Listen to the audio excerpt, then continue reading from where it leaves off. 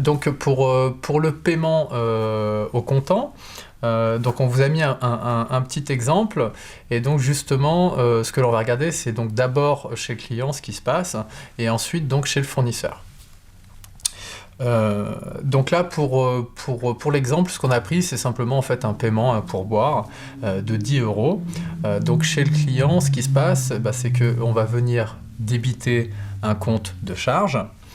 Donc ce compte de charge, c'est un compte 6, et on a effectivement un compte de classe qui est uniquement lié donc au pourboire, et qui est donc le numéro 6238. Donc celui-ci, on va venir le débiter.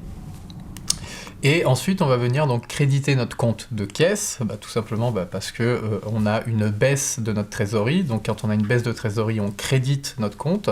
Et donc là, on va créditer le compte 531. Chez le fournisseur, c'est la même chose, mais à l'inverse. Donc on va venir débiter notre compte de caisse 531 du montant, donc 10 €, et on va venir créditer le compte donc, de produit cette fois-ci. On va venir créditer le compte client, et le compte client, donc 411 du client, là, le client Paul. Maintenant, pour le règlement par chèque, ce que l'on va regarder, encore une fois, on va regarder ce qui se passe chez le client et ensuite chez le fournisseur. Donc chez le client, somme toute, c'est exactement la même chose que pour un enregistrement au comptant à l'espèce, sauf que ce qui va changer, ça va être bien sûr le numéro de compte. Donc on va venir débiter notre compte fournisseur, ça ne change pas. Donc je débite le compte fournisseur parce que je ne lui dois pas d'argent, je le paye, là on est chez le client. On est pour l'enregistrement au niveau du client. Donc je débite les 350 € du compte fournisseur parce que je ne lui dois plus. Et je vais venir créditer mon compte de banque, et là c'est mon compte 512 qui est lié donc au compte chèque en fait, et donc je viens donc créditer cette somme-là de 350 € sur mon compte de banque, tout simplement parce que j'ai une baisse de ma trésorerie. Et donc quand on a une baisse de trésorerie, on crédite. Chez le fournisseur, ça va se jouer à l'inverse, sauf que j'aurai deux étapes à faire, et non pas une seule, tout simplement parce que on va devoir d'abord enregistrer le chèque, et ensuite, finalement, la vente. Donc pour enregistrer le chèque, ce que je fais au niveau du fournisseur, c'est que je vais venir donc débiter le compte.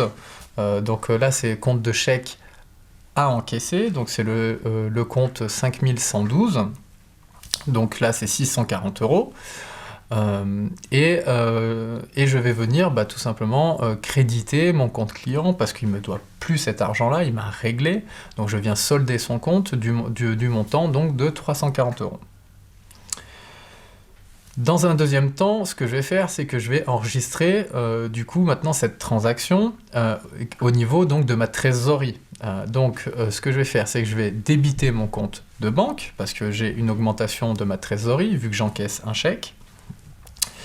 Donc ça, en général, cette deuxième phase, elle se fait effectivement lorsque je présente le chèque à la banque, parce que là, la première opération, c'est quand je reçois le chèque, je dois enregistrer l'enregistrement comptable, et la deuxième phase, c'est poster ce chèque à la banque, et donc du coup, il y a bien une rentrée d'argent cette fois-ci.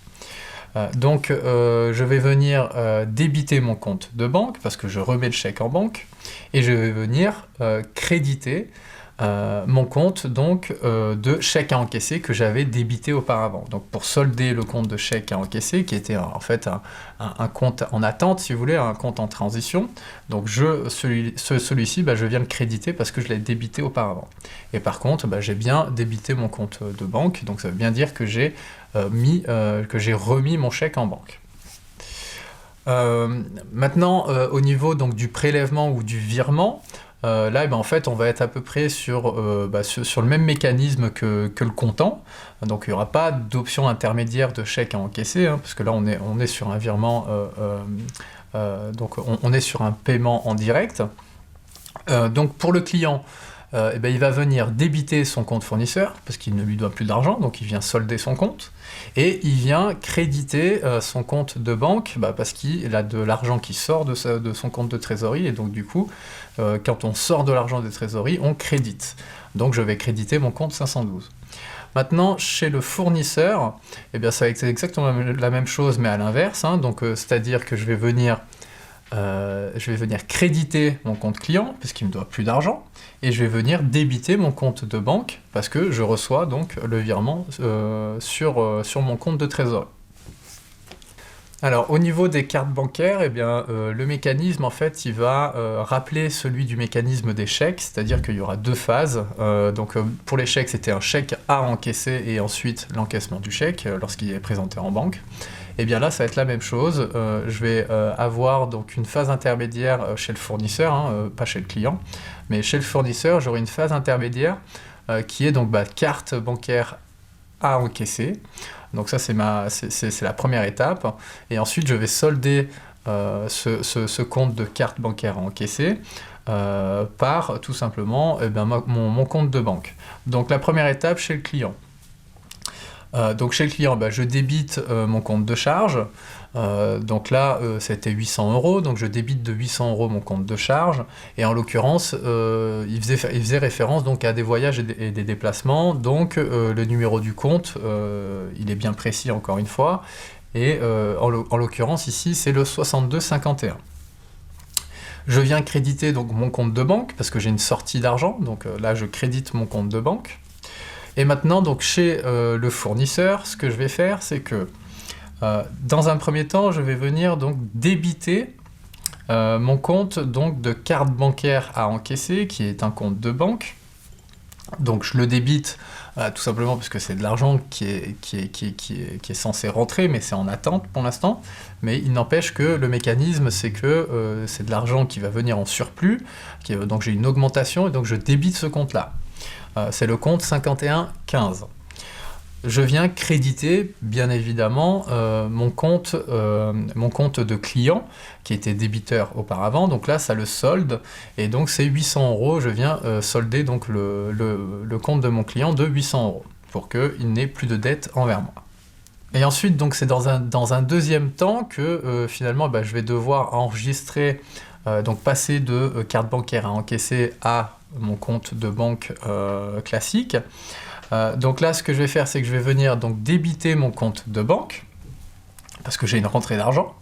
Donc en fait, il y a un transfert entre le compte de carte bancaire à encaisser et mon compte de banque. Donc là, il y a un transfert.